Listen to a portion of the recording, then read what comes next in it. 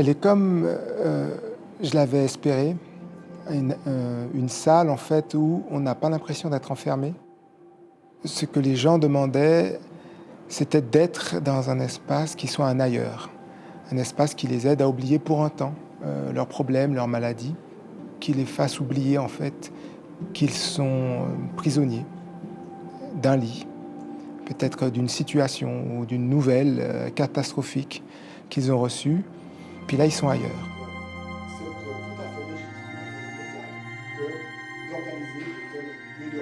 Alors voilà, je reviens à l'humain. Humaniser l'hôpital, c'est considérer que les patients, les proches, mais aussi les soignants, aussi le personnel hospitalier, ont des besoins spirituels, ont des besoins aussi de souffler. Et cet espace-là, c'est pour eux. Alors on passe d'une idée à un projet à une équipe à un dialogue. Puis maintenant, on ouvre les portes aujourd'hui, et puis ça devient votre espace.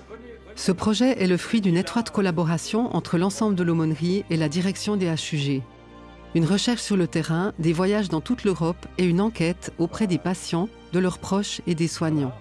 Ce processus a permis d'inclure toutes les parties dans la démarche.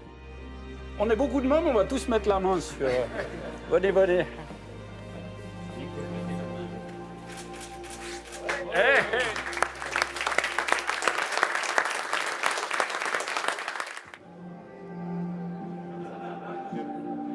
Il a fallu près de 5 ans pour aboutir à ce décor multiconfessionnel et pluraliste. Une grande salle, divisée en 4 espaces représentant les différentes traditions religieuses, chrétiennes, musulmanes, israélites et humanistes. Un travail de longue haleine, sous la houlette de Jérémy Dunon, responsable des aumôneries protestantes au HUG. L'origine est multiple. D'abord, il faut savoir qu'il y avait une préoccupation des aumôneries permanentes, catholiques, protestantes, catholiques chrétiens, de mieux intégrer les collègues des aumôneries non permanentes. Il nous a fallu aussi penser notre contexte, le contexte genevois, pour pouvoir proposer quelque chose qui soit viable. On est un hôpital laïque. Alors soit on fait une salle qui est une salle de spiritualité qui n'a aucun lien avec la religion, mais aucune, soit on intègre toutes les religions. Et je crois que la chance qu'on a eue et qu'on a à Genève, ce sont des aumôneries qui travaillent ensemble et qui dialoguent depuis des années et qui ont pu dialoguer autour de ce projet. Et puis c'est une opportunité fantastique d'expliquer peut-être que la laïcité peut être incarnée par un dialogue interreligieux, peut être incarnée par quelque chose qui respecte la loi et qui donne un esprit à Genève qui est très positif à mes yeux.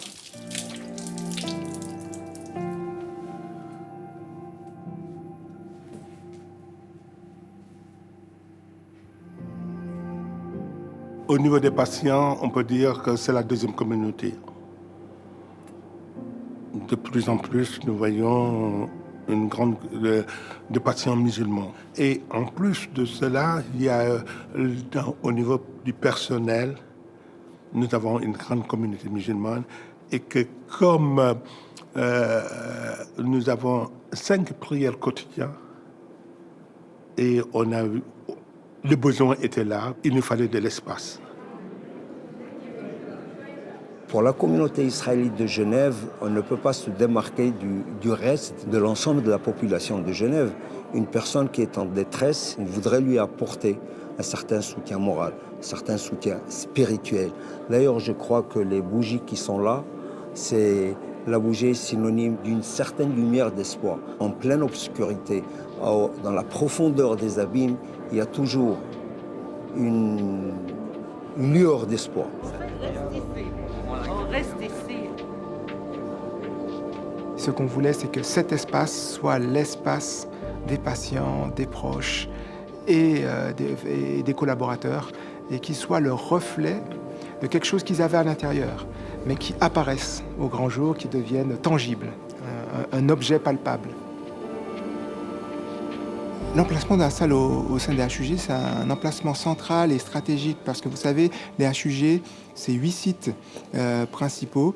Et donc, ici, on est au site central et plus encore, on est au milieu du site central. Donc, vraiment, on est un lieu vraiment de passage.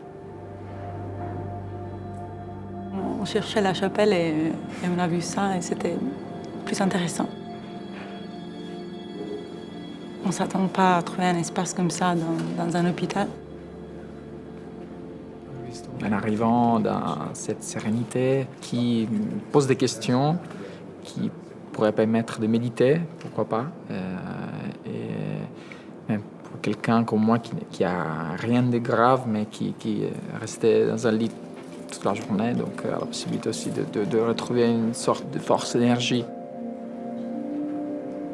Cet espace, par exemple, on se demandait qu'est-ce que ça représente, parce que les autres, on peut l'imaginer, mais par exemple, ça, on ne comprenait pas forcément où étaient les liens avec la religion. Cet espace humaniste, effectivement, n'a aucune référence religieuse du tout. On arrive ici, on est comme projeté dans un autre univers qui incite à un voyage intérieur. Les 4 espaces sont des espaces ouverts à tous et pas dédiés à une religion uniquement. Et je pense que chacun peut s'inspirer du lieu qu'il estime être le plus vibratoire pour lui à ce moment-là. Dans une société en mutation, les aumôneries des grands hôpitaux ont beaucoup évolué ces dernières années. Au HUG, elles collaborent avec le personnel soignant comme partenaires de soins. Notre place, en fait, elle est à côté du personnel médical pour, en fait, une proposition complémentaire. D'abord, ce qui est important, c'est que nous intervenons de plusieurs manières. Quelquefois, ce sont directement les patients qui font appel à nous. Quelquefois, ce sont leurs proches. Quelquefois, nous allons spontanément, mais le plus souvent, ce sont les soignants eux-mêmes qui nous appellent en nous disant il y a tel patient qui aurait besoin de voir l'aumônier, et nous les accompagnons à ce moment-là.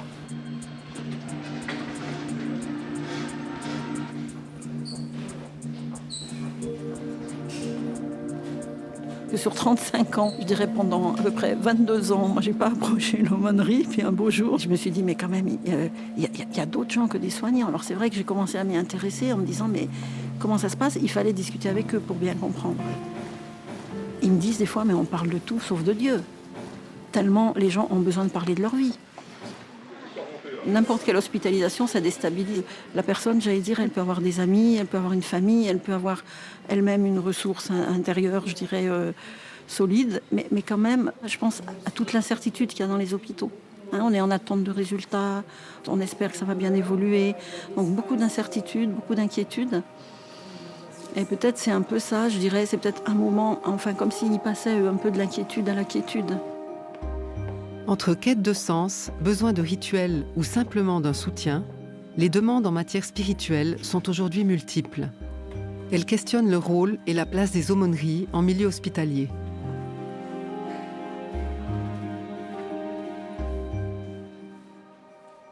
Bonjour Rachel Wicht. Bonjour. Vous êtes aumônier catholique au HUG, vous travaillez plus particulièrement en oncologie pédiatrique. Cette salle de ressourcement qu'on vient de découvrir, est-ce qu'elle symbolise bien votre manière de travailler, des religions, côte à côte, ensemble, sous le même toit? Oui, d'ailleurs, j'ai beaucoup aimé ces mains au moment d'une inauguration qui se posaient les unes sur les autres, parce que c'est vraiment la façon que nous avons de travailler. Il y a une très, très grande ouverture, un très grand respect de l'autre, et voilà, je veux dire que depuis quelques années où je suis aux hôpitaux universitaires, moi, c'est quelque chose qui m'a beaucoup apporté. C'était ce lien que nous avons tous ensemble, ce dialogue permanent. Et je veux dire que ça, c'est quelque chose de très, très riche. Alors concrètement, chaque aumônerie, catholique, protestante, israélite, musulmane, s'adresse en priorité aux patients de sa religion, mais potentiellement à tous. C'est ça. Vous pouvez aller voir un peu n'importe qui aussi, enfin, des personnes de toute religion ou sans religion. Exactement. Nous avons normalement nos églises qui nous envoient auprès des personnes qui ont indiqué qu'elles étaient catholiques ou protestantes. Et puis, lors des rencontres que nous avons dans les chambres où il y a plusieurs lits, il nous arrive de nous présenter aussi aux voisines de chambre de la personne qui a demandé peut-être à nous voir. Et à ce moment-là, c'est vrai que, étonnamment, on leur propose, nous, un aumônier correspondant à leur sensibilité religieuse. Et très souvent, ils nous disaient pas besoin. J'ai vu que vous étiez sympathique, moi je discuterai bien un petit moment avec vous. Et tout d'un coup, il y a un dialogue comme ça qui va se créer. J'accueille aussi Étienne Rochat, bonjour. Bonjour. Alors, vous êtes responsable de la plateforme MS3 au CHUV. MS3, c'est pour médecine, spiritualité, soins et société. En 2 mots, ça consiste en quoi cette plateforme? Alors, c'est une plateforme qui est insérée à l'Institut des humanités en médecine et qui réfléchit cette thématique de la spiritualité de manière globale aujourd'hui dans l'institution de soins pour voir comment est-ce qu'elle pourrait faire partie de la prise en charge globale de la personne, donc travailler vraiment à partir d'un modèle biopsychosocial et spirituel, comme on dit aujourd'hui. On va revenir sur ce modèle. Mais vous êtes aussi accompagnant spirituel. Alors, au CHUV, on appelle les aumôniers accompagnants spirituels. C'est quoi la différence? Oui, alors depuis quelques années, effectivement, le CHUV, c'est d'ailleurs le seul endroit où on appelle les aumôniers accompagnants spirituels, même si le service reste un service d'aumônerie, pour bien signifier le fait qu'il existe maintenant une personne qui travaille dans un service, qui peut être d'origine catholique ou d'origine protestante, mais qui est vraiment censé accompagner tout le monde, tous ceux qui sont là, et éventuellement faire un relais quand c'est nécessaire avec quelqu'un, effectivement, de sa sensibilité religieuse. Et d'ailleurs, vous êtes administrativement rattaché à la direction des soins, donc directement à l'hôpital. Effectivement, le montage n'est pas très simple à comprendre puisque la plupart des personnes sont employées des deux églises catholiques et protestantes et en même temps, effectivement, le service d'aumônerie œcuménique au CHUV est rattaché à la direction des soins qui, dans une convention avec les deux églises historiques, a déterminé les responsabilités des uns et des autres dans la bonne marche de ce service et dans son déploiement dans les soins du CHUV. Donc vous travaillez dans une perspective non confessionnelle ou aconfessionnelle? Alors je dirais, ça c'est plutôt les collègues québécois qui aujourd'hui n'ont plus de mandat pastoral, sont directement engagés par les églises sur la base de leur diplôme, qui travaillent de manière aconfessionnelle. Je dirais qu'au CHUV, il y a vraiment une volonté à la fois de capter l'expérience du patient, l'expérience existentielle ou spirituelle du patient, et qu'en même temps, je dirais, la manière de le faire capte aussi son expérience religieuse. Et encore une fois, d'essayer d'y répondre le mieux possible. J'accueille aussi Jacques Besson, bonjour. Bonjour. Vous êtes professeur honoraire de psychiatrie au CHUV à l'Université de Lausanne également. Alors, on a compris, il y a des modèles différents entre Lausanne et Genève. Il y en a d'autres également dans les autres cantons de Suisse romande. Indépendamment de ces modèles, pourquoi est-ce que c'est important de prendre en compte la spiritualité dans les soins aujourd'hui ? Eh bien, parce que scientifiquement, nous avons beaucoup d'évidences qui montrent que la spiritualité a un impact favorable sur la santé, tant physique que psychique. Des études épidémiologiques et plus récemment, des données neuroscientifiques qui montrent les bénéfices de la spiritualité sur la santé en termes de cohérence, d'attracteurs de santé dans le futur du patient, pour une véritable médecine de la personne où il y a à la fois une santé physique, psychique et spirituelle. La spiritualité, c'est bon pour la santé. Ça peut faire un slogan. On peut résumer comme ça, sous forme de slogan. Je me retourne vers vous, accompagnant spirituel et aumônier, Rachel Wicht. Finalement, les patients que vous rencontrez, quels sont leurs besoins? Quelles sont leurs attentes aussi vis-à-vis de vous? Alors, il y a deux sortes de demandes qui peuvent émaner. Il y a des personnes qui font des demandes directement à l'aumônerie auprès de leur prêtre lorsqu'ils savent qu'ils vont être hospitalisés. Et puis, il y a des personnes que l'on rencontre lors de nos visites. Il n'y a pas de cas précis, c'est toujours une surprise, c'est toujours surprenant ces rencontres. Ce matin encore, j'étais sur la terrasse de l'hôpital et j'étais auprès d'une dame, tout d'un coup, qui a commencé à me causer. Et sachant que j'étais, en lisant sur mon petite pancarte, j'étais aumônier. Ah, vous êtes aumônier? Ah, alors ça ferait plaisir que vous passiez me voir. Peut-être qu'on pourrait parler un moment ensemble. Je traverse une épreuve difficile en ce moment. Et voilà, je suis allée la revoir cet après-midi. C'était une rencontre comme ça fortuite. Et il n'y a jamais une rencontre qui ressemble à une autre. C'est toujours Mais il y a des demandes précises, de rituels. Alors, il y a des demandes, oui, il y a des demandes précises. Alors, il peut y avoir des patientes qui nous demandent de venir pour leur donner la communion. Il y a des personnes qui nous demandent de venir pour prier avec elles. Et puis, il y a des personnes, par exemple, qui viennent d'avoir la connaissance d'un diagnostic difficile et qui ont besoin de soutien, parce qu'à ce moment-là, il y a tellement de choses qui explosent lors de ce diagnostic-là, qu'ils demandent à avoir un aumônier pour en parler. Quelquefois, des moments de révolte aussi. Bien sûr. Étienne Rochat, en tant qu'accompagnant spirituel, vous l'avez dit, vous essayez de travailler pour répondre aux besoins de tous. Alors là, Madame Wicht évoquait certains rituels qui peuvent être demandés, mais ça veut dire que les besoins, ils sont extrêmement vastes et puis on n'a pas besoin d'y répondre d'une manière très précise, selon une confession. Alors, En fait, l'expérience des gens du CHUV est relativement semblable de ce point de vue-là à ceux de mes collègues des HUG. Oui, la population n'est pas totalement non, différente. dans le sens que la manière d'être avec les personnes qui vivent une épreuve difficile ou qui vivent un de ces moments à l'hôpital qui peut être très, très déstabilisant ressemble beaucoup. D'ailleurs, nous avons des formations qui sont extrêmement semblables. Vous suivez plus ou moins la même formation, Absolument, d'ailleurs. oui. Par contre, peut-être que ce qui se développe au CHUV, c'est une manière de lire, je dirais, ou d'interpréter ce que la personne dit hors de cadre strictement confessionnel ou religieux. D'avoir des modèles d'interprétation de cette expérience dite spirituelle qui déborde généralement l'expérience religieuse. Mais est-ce que c'est parce que les patients ont changé, parce que les demandes d'il y a 40 ans ne sont pas celles d'aujourd'hui ou... Il faut quand même dire que, oui, effectivement, la sécularisation a passé par là. Le nombre de personnes pratiquantes qui vont demander effectivement des rituels relevant d'une confession ou d'une religion précise sont pas très nombreux. Hein. Par contre, ceux qui vont demander une forme de soutien ou de l'écoute, je dirais une présence attentive à leur expérience et à leur souffrance, parfois, là, sont beaucoup plus nombreux. Maintenant, encore une fois, on pourrait dire, bon, ben, ce qui compte, c'est la présence à l'autre, et c'est quand même souvent ce qui arrive.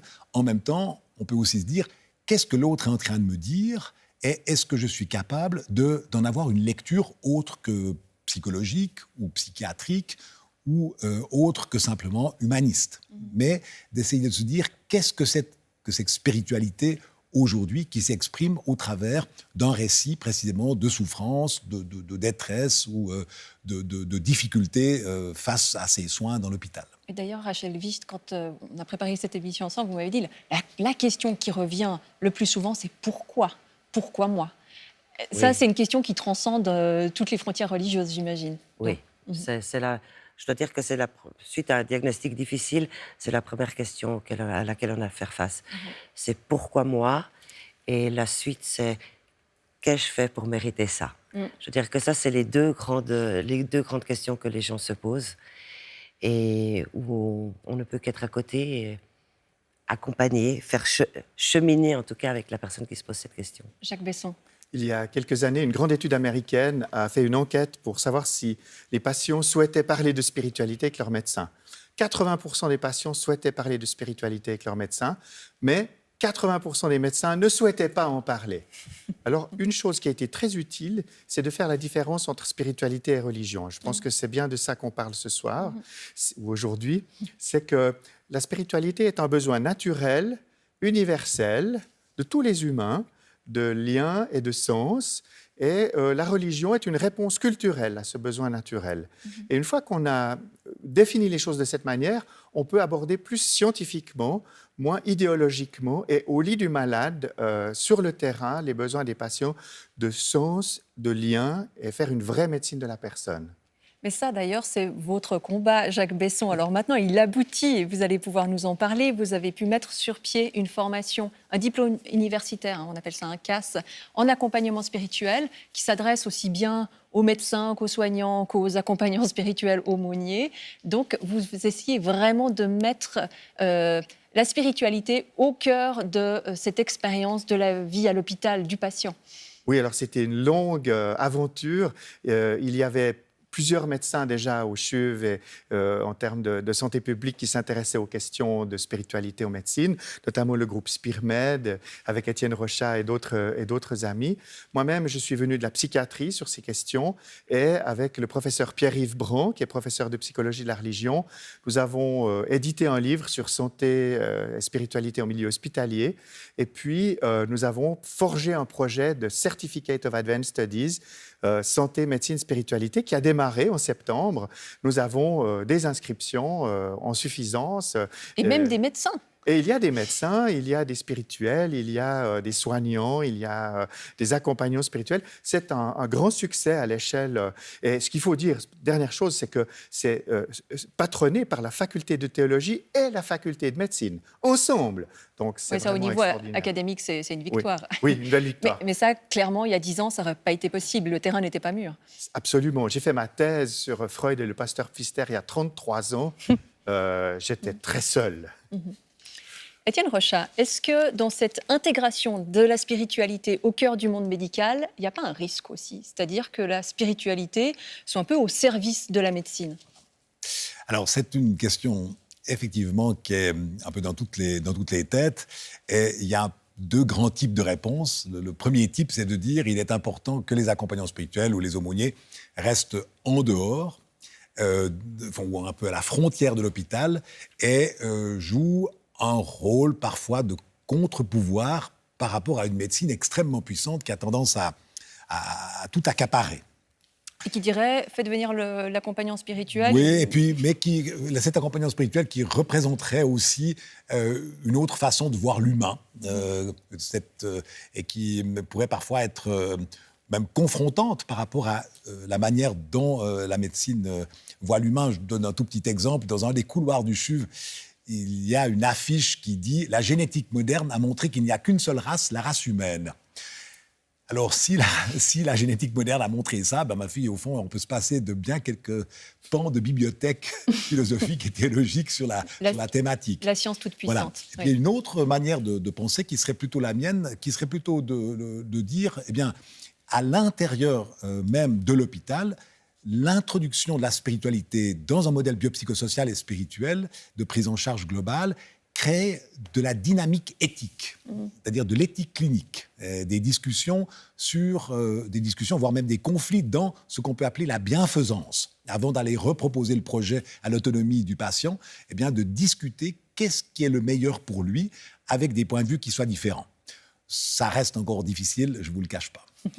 Rachel Wicht, vous qui êtes alors à côté du monde médical et des soignants en bonne intelligence et en bonne collaboration, mais pas intégrés au système, comment est-ce que vous vous percevez à cette place-là, dans ce rôle-là? Est-ce que pour vous, c'est plus confortable peut-être que d'y être totalement intégré ou ça ne fait pas une grande différence? Alors, j'ai été formée à Lausanne, donc où nous sommes intégrés aux équipes médicales. À Genève, je suis très bien intégrée dans certaines équipes médicales. Je veux dire que c'est assez confortable aussi d'être à cette frontière qu'évoquait Étienne. Vraiment. Jacques Besson, vous alors, du point de vue du monde médical, comment est-ce que vous faites attention à respecter aussi cette autonomie du monde de la spiritualité? Alors, c'est clair que le modèle, c'est l'empowerment, comme on dit en anglais, c'est-à-dire que dans le fond, c'est le patient qui doit gouverner son accompagnement, dire ce dont il a besoin et ce qu'il souhaite faire. On lui demande toujours son avis, aussi du point de vue de la prise en charge médicale, et la décision est toujours interdisciplinaire. Et je crois que ça, c'est une des clés du système à succès, c'est qu'on parle entre professions, on parle entre les soignants et les patients, entre les accompagnants spirituels, les soignants et les patients. L'interdisciplinarité, c'est de l'intelligence collective. Oui, ça c'est bien, mais ça marche. Étienne Rochat, vous qui êtes au croisement, est-ce que y a des frictions quand même? Tout ça a démarré dans les soins palliatifs, au moment où je dirais, les médecins et la médecine en général a une attitude qui est un petit peu différente par rapport à une perspective de lâcher prise. C'est vrai d'ailleurs que l'accompagnement spirituel, on pense en premier lieu dans l'accompagnement en fin de vie. Hein. Absolument, exactement. Et il faut les appels de garde, que ce soit à Genève ou que ce soit chez nous, sont la plupart du temps pour l'orchestration du mourir et de la mort, c'est sûr. Maintenant, sur le principe, le professeur Besson a tout à fait raison. En même temps, sur le terrain, ça reste encore difficile. D'une part parce que malgré toutes ces recherches médicales, le transfert de données de la recherche dans la clinique est extrêmement difficile. La plupart de ces études se font aux États-Unis. L'inculturation de ces résultats dans notre culture européenne reste quand même tout à fait problématique. Et donc, pour toutes ces raisons, je dirais que les choses ne sont pas fluides. On a tous quelques bons coups à raconter, mais je dirais qu'il y a encore beaucoup de travail à faire. Le contact se fait principalement avec les infirmières, le contact avec les médecins reste encore quelque chose à développer. Mais j'ai envie de dire aussi que le problème est en grande partie chez nous. C'est nous qui devons maintenant inventer des langages, inventer des manières d'être et de faire qui soient lisibles, compatibles avec l'institution de santé.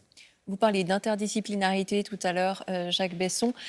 Il y a une grande diversité de profils dans le CAS que vous avez mis sur pied, cette nouvelle formation. Vous m'aviez dit, je vois des pharmaciens, des infirmiers, des médecins, des accompagnants spirituels, des coupe-feux. la spiritualité, elle peut traverser tous ces domaines véritablement. Et aussi, voilà, dans des domaines, des coupe-feux ou autres, on peut dire ça peut être un peu ésotérique ou que sais-je. Oui, ma conviction profonde, c'est que nous avons tous un cœur au niveau des neurosciences, dans le cerveau, si vous voulez. Je crois que toutes les religions, toutes les spiritualités ont le même centre, qui est un système de meaning-making, donc de donner du sens et de donner du lien. Et c'est ce qui nous permet de travailler sur la souffrance humaine, de rechercher le bonheur des humains et de diminuer leur souffrance, ce qui est dans le fond le but de l'existence, n'est-ce pas ? J'aimerais vous poser une question à tous les trois pour conclure. Alors, Étienne Rochard, on va commencer par vous. C'est quoi pour vous une bonne santé spirituelle ? C'est bien difficile à dire. parce que nous ne sommes pas sûrs actuellement. C'est bien compliqué de savoir s'il y a un lien entre réduire une détresse spirituelle et augmenter le bien-être spirituel. Parce que comme les échelles de mesure ne sont pas les mêmes, voire même les concepts de spiritualité à l'arrière ne sont pas tout à fait les mêmes non plus, c'est bien compliqué de dire. Alors, j'aime mieux me dire que quelqu'un a pu voir réduire sa détresse spirituelle, et ensuite de ça, je dirais, c'est de sa responsabilité à lui, peut-être un réflexe un peu de protestant quand même, d'augmenter son bien-être. Mais on a fait ce qu'on pouvait pour qu'il aille mieux. Rachel Wicht, comment vous pouvez l'accompagner, alors peut-être cette bonne santé spirituelle, ou la promouvoir ? Oui, c'est vrai que ce qui touche, c'est vrai quand on rencontre une personne qui est en pleine détresse spirituelle. Et je dois dire que lorsqu'on a passé un moment avec lui ou qu'on a cheminé avec lui et que simplement il nous dit, voilà, vous m'avez fait du bien, ce moment qu'on a passé ensemble a fait du bien, je veux dire que c'est quelque chose qui est un grand cadeau et qui émerveille tout le temps. Jacques Besson, en 10 secondes. Alors, ce n'est pas seulement en fin de vie, la santé spirituelle, c'est aussi chez nous tous, et dans la maladie chronique, mais aussi chez monsieur et madame tout le monde. C'est une capacité de créativité, de responsabilité et surtout une capacité d'aimer. On va conclure là-dessus. Merci beaucoup. Merci à tous les trois d'avoir participé à cette émission. Et si vous souhaitez y réagir, vous pouvez nous écrire à l'adresse fautpascroire@rts.ch ou alors poster un message sur notre page Facebook. Et sur Facebook, justement, nous avons lancé un appel à témoins. Si vous avez perdu la foi suite à un événement tragique ou comme ça, au fil des ans, que vous avez l'impression que peut-être elle pourrait revenir ou qu'au contraire, c'est définitif, eh bien votre témoignage nous intéresse. Écrivez-nous.